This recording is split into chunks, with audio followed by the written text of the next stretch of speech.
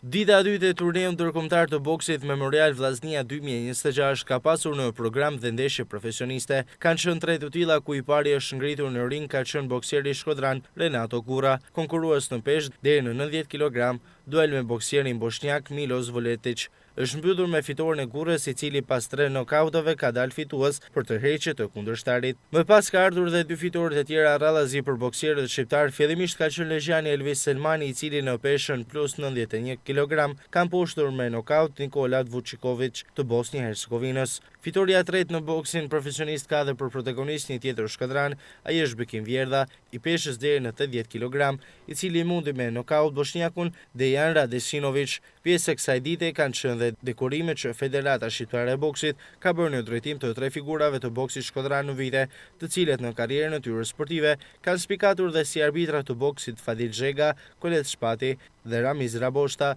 me titullin mirënjohje për kontributin e tyre në këtë sport.